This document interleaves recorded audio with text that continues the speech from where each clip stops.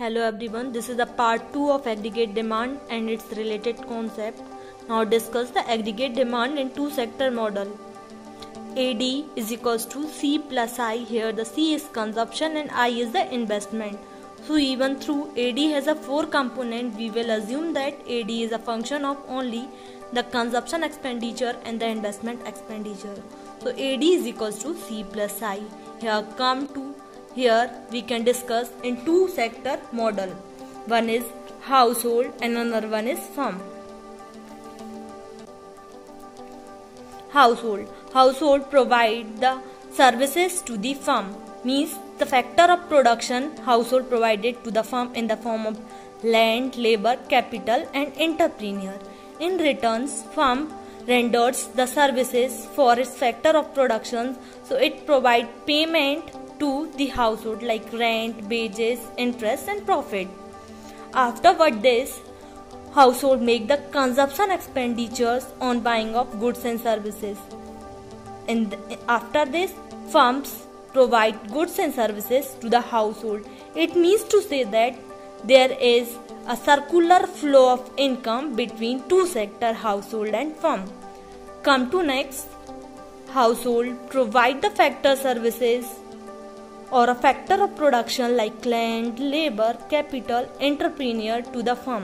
Means to say that household provide the factor of service. Household means it is a society which provide the factor of productions, factor of services to the firm like land, labor, capital, entrepreneur to the firm. Firm made the payment for rendering the factor of services like rent, wages, interest and profit. Firm make the payment in the form of rent, interest, wages, profit to the household because firm is a producing unit by the factor provided by the household. Next comes to next, household made the consumption expenditure on buying of goods and services.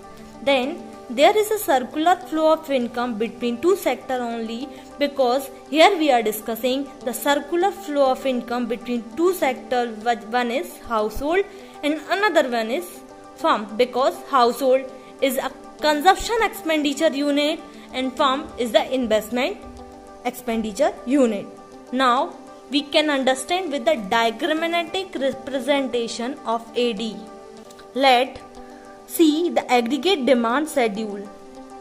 Here income is 0, 100, 200, 300, 400, 500. Here income is denoted by Y and consumption is denoted by C.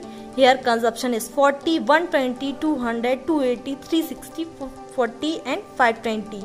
Investment is 20, 20, 20, 20 and 20 because investment is autonomous fixed. AD is a combination of C and I. Here income is 0. Income is 0 means to say that there is no income.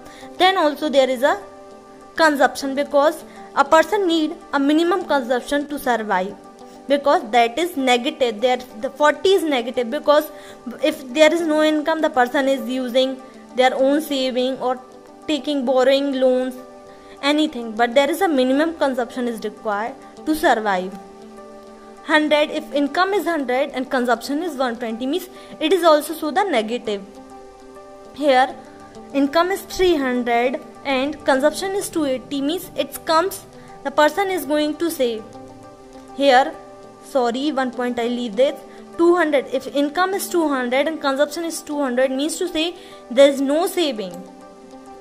Here income is 400 and consumption is 360, means it comes to saving, means it gives the positive result.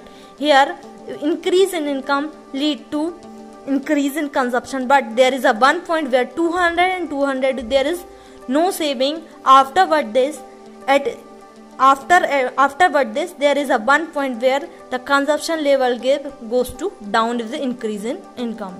500 and 440 means there is a positive point. Here there is saving, means 60 rupees are saved. Here 605 means 80 rupees are saved.